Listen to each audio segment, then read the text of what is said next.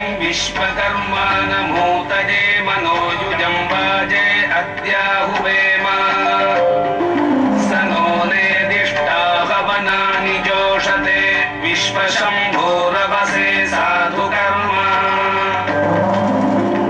भद्रं कर्णेभिः शृणुयामदेव भद्रं पश्येमाक्षभिर्यजत्राः स्थिरैरङ्गैस्तुष्टुवागुंशस्तनूभिः यशेम देवहितं यदायुः स्वस्ति न इन्द्रो वृद्धश्रवाः स्वस्ति नः पूषा विश्ववेदाः स्वस्ति नस्तार्क्ष्यो अरिष्टनेमिः स्वस्ति नो बृहस्पतिर्दधातु ॐ शान्ति शान्ति शान्तिः।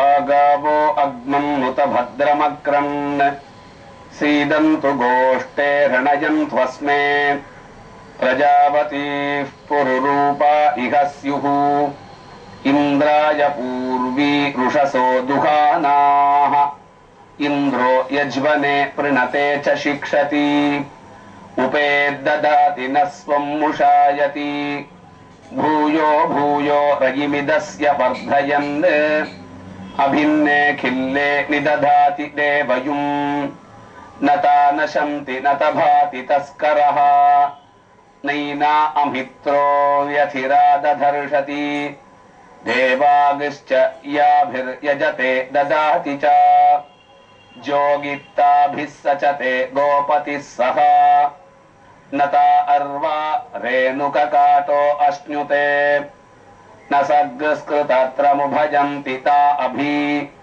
उरुगायमभजं तस्य ता अनु गावो मर्त्यस्य विचरन्ति यज्वनः गावो भगो गाव इन्द्रो मे अच्छात् गावः सोमस्य प्रथमस्य भक्षः इमाया गावः सजना स इन्द्रः इच्छामि धृता मनसा चिदिन्द्रम् यूयं गावो मेधयता कृशंचित् अश्लीलं चित् कृणुथा सुप्रतीकम् भद्रं गृहं कृणुथ भद्रवाचः बृहद्वो वय उच्यते सभासु प्रजापति सूयवशगुं रुषन्तीः शुद्धा अपस्सु प्रपाने पिबन्तीः मावस्तेन ईशत माघशगुं सह परिवोहेति रुद्रस्य वृञ्ज्यात्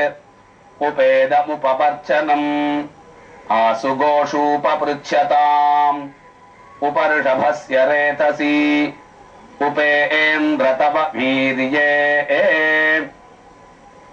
வேதத்தின் சுவையிலே நாம் இப்பொழுது கேட்டது கோசூக்தம் என்று சொல்லக்கூடியதான கோமாதாவின் பெருமையை கூறக்கூடியதான சூக்தமாகும். சூக்தம் என்றாலே சுஷ்டுஹு உக்தம் நன்றாக சொல்லப்பட்டது என்று. நாம் தானத்தின் மகிமையிலே தானே நாராதி நபானுதந்தா தானத்தின் மூலமாக நாம் எப்படி மேன்மைகளை அடையலாம், எந்தெந்த தானத்தினால் எவை அவைகள் நமக்கு கிடைக்கப் பெறுகின்றன, அதிலே உயர்ந்ததான தானம் எது, அந்த உயர்ந்ததான தானமாக சொல்லக்கூடியதான கோதானத்தின் பெருமை என்ன, அந்த கோமாதாவின் பலவிதமான பெருமைகளை நாம் பார்த்து வருகின்றோம். அதிலே இந்த கோசூக்தம் என்று சொல்லக்கூடியதான இந்த கோசூக்தத்திலே மிகவும் உயர்வாக சொல்லப்படுகிறது கோமாதாவை. அதுதான் சொல்வார்கள் பசு மாடு என்று சொல்லுகின்றோம் தமிழே அல்லவா. பெரியோர்கள் சொல்லும் பொழுது பசு என்றால் பிராணிகள், எல்லா விதமான பிராணிகளுக்கும் பசு என்ற பெயர் சம்ஸ்கிருதத்திலே. மாத்ரு என்றால் தாய் என்று அர்த்தம். பசு மாத்ரு என்பதை பசுமாடு என்று மறுமையதாக சொல்லுவார் பெரியோர். காரணம் என்னவென்றால் எல்லா பிராணிகளை விடவும் கோமாதாவானவள் மிகவும் உயர்ந்ததாக சொல்லப்படுகிறாள்.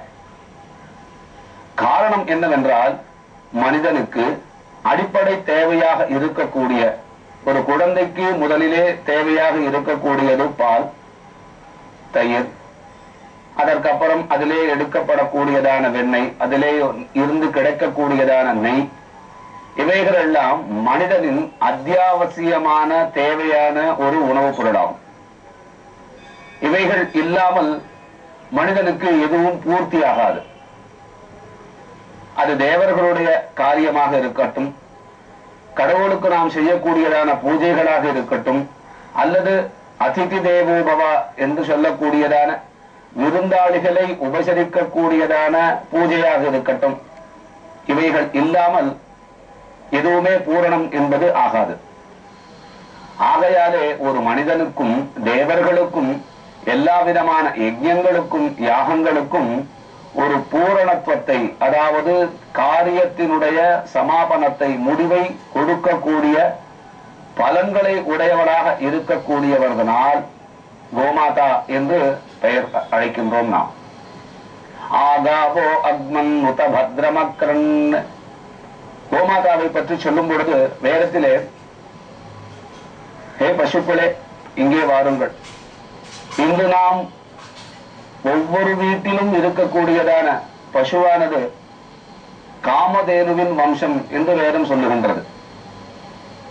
முதல் பசுவாக ஆரம்பித்து நம் ஒவ்வொன்றாக ஒவ்வொரு பசுவாக கன்றுகளை ஈன்று விருத்தி அடைந்து இன்று எல்லா இடத்திலுமே பசுக்களுடைய கூட்டமானது நிரம்பி இருக்கின்றது அல்லவா? அதே போன்று ஆகாவோ அக்மன் முதபத்ரமக்ரன். ஏ பசுக்களே இங்கே வாருங்கள். சீதந்து கோஷ்டே ரணஜம் துவஸ்மே பிரஜாபதி புருரூபா இஹஸ்யு இந்திராய பூர்வி ருஷசோ துகானாஹ. ஏ பசுக்களே இங்கே வாருங்கள், எங்கள் வீட்டு மாட்டுக்கொட்டில் தங்குங்கள். உங்களுடைய சப்தத்தினால், அதாவது பசுவினுடைய குரலினால் ஏற்படக்கூடியதான சந்தோஷம் எங்களுக்கு உண்டாகட்டும். எங்களுடைய மாட்டுக்கொட்டில்களிலே பல கன்றுகளை நீங்கள் ஈன்றுவாயாக. உங்களுக்கு இந்திரனானவன் எப்பொழுதும் துணையாக இருக்கட்டும். அந்த இந்திரனுக்கு ஆராதன ரூபம், அதாவது பூஜை செய்யக்கூடியதான வஸ்துவை கொடுக்கக்கூடியதான பசுக்களே, நீங்கள் சந்தோஷமாக எங்களுடைய வீட்டிலே, எங்களுடைய மாட்டுக் கொட்டகையிலே இருங்கள் என்று வேதம் சொல்லுகிறது. அது என்ன? இந்திரனுக்கு பூஜை செய்யக்கூடியதான பொருட்களை கொடுக்கக்கூடியது. வேதத்திலே யாகங்களிலே தரிச பூர்ணமாசம் என்று ஒரு யாகம் உண்டு. தரிசம் என்றால் அமாவாசையிலே செய்யக்கூடியதான யாகம், பூர்ணமாசம் என்றால் பௌர்ணமியிலே செய்யக்கூடியதான யாகம். இதை ஒவ்வொரு பௌர்ணமியிலும் ஒவ்வொரு அமாவாசைகளிலும் செய்வார்கள். அப்பொழுது முக்கியமாக அந்த யாகத்திற்கு தேவையான பொருள் எது என்னவென்றால் பாலும் தயிர்மே. ஐந்திரம் ததி ஐந்திரம் பயகா என்று சொல்லப்படுகின்றது. இந்திரனுக்கு உண்டான பால், இந்திரனுக்கு உண்டான தயிர் என்று. ஆக இந்திரனுக்கு அவிர்வாகத்தை கொடுக்கக்கூடியதான வஸ்துவை உடைய கோமாதாவாக இருப்பதினால் இந்த கோக்களை நாம் மிகவும் வணங்குகின்றோம், இந்திரனின் சொரூபமாக பார்க்கின்றோம். காவோ பகோ காவ இந்திரோ மே அச்சாத் காவ சோமஸ்ய பிரதமஸ்ய பக்ஷः இமாயா காவஸ் சஜனாஸ இந்திரः இச்சாமி திருதா மனசா சிதிந்திரம். இந்த பசுக்கள் எப்படி இருக்கின்றது அப்படி என்றால், மெலிந்து இருக்கக்கூடியதான மனிதர்களையும் கன்றுகுட்டிகளையும் நன்றாக பலவானாக ஆக்குகின்றதாம். எப்படி என்றால், இன்றும் நாம் சொல்லுவோம், ஆயுர்வேதத்திலே சொல்லும் பொழுது, ஒருவர் இழைக்க வேண்டும் என்றால் சொல்லுவார்கள், வெந்நீரிலே தேனை விட்டு சாப்பிட்டால் அவர்கள் உடல் இழைத்து விடுமா. அதே அவர்கள் பாலிலே தேனை விட்டு சாப்பிட்டால் புள்ளியாக இருக்கக்கூடியவர்கள் கூட சற்று குண்டாக ஆவார்கள் என்று ஆயுர்வேதத்திலே சொல்லுவார்கள். அதே போன்று இந்த பால் இருக்கின்றதே, இந்த பாலானது மெலிந்து இருக்கக்கூடிய பலகீனமாக இருக்கக்கூடிய மனுஷர்களை பலமாக ஆக்குகின்றது. தன்னுடைய கன்றுக்குட்டிகளை வளர்த்து கொடுக்கின்றது. என்னவென்றால் சோமன் என்று சொல்லக்கூடியதான தேவதையானவன் இந்த மாட்டினுடைய பாலிலிருந்து வரக்கூடியதான தயிருக்காக காற்றுக்கொண்டு அவன் பஜிக்கிறான், ஸ்தோத்திரம் செய்கிறான் இந்த கோமாதாவை. தேவர்களும் பூஜிக்கின்றார்கள், மனிதர்களும் பூஜிக்கின்றார்கள். எல்லா விதமான பிராணிகளுக்கும் அம்மாவாக தாய் போன்று இருக்கக்கூடியதான கோமாதாவின் பெருமையாய் இந்த வேதமானது மிகவும் அழகாக சொல்லுகின்றது. இங்கே காரணம் என்னவென்றால் நாம் அடைய வேண்டியதான பலன்களை இரண்டு மூலமாக அடைவோம். ஒன்று நாம் செய்யக்கூடியதான யஜ்ஞங்கள், யாகங்கள் முதலியவைகளால். ஆனால் இந்த யாகங்களுக்கு அடிப்படை தேவையாக இருக்கக்கூடியது நெய். தேவானாம் ஆஜ்யம் ஆகாரம். எந்த ஆகுதிகளை நாம் தேவர்களுக்கு கொடுத்தாலும் அந்த ஆகுதியானது நெய்யின் மூலமாகவே அக்னியால் பெறப்பட்டு அவை தேவர்களுக்கு சென்று சேர்கின்றன. ஆக அடிப்படையாக ஒரு யஜ்ஞத்திற்கோ யாகத்திற்கோ ஹோமத்திற்கோ அடிப்படையாக தேவைப்படுவது நெய். விளக்கேற்ற தேவைப்படுவது நெய். ஆக இந்த நெய் தேவைப்படக்கூடியதான அடிப்படையை கொடுக்கக்கூடியதாக இருக்கக்கூடிய கோமாதாவாக இருப்பதினால் எல்லா விதமான தேவர்களை காட்டிலும் உயர்ந்ததாக கருதப்படுகிறாள் கோமாதா. ஆகையால் தான் மாமாஹிகும் சீஹி சொல்லும் பொழுது வேறும் அழகாக சொல்லுகின்றது. இந்த இடத்திலே, இந்த கோசூக்தத்திலே, எப்பேற்பட்ட திருடர்களாக இருந்தாலும் உன்னை ஹிம்சிக்க மாட்டார்கள். எப்பேற்பட்ட கொடியவர்களாக இருந்தாலும் அவர்கள் உன்னை துன்புறுத்த மாட்டார்கள்.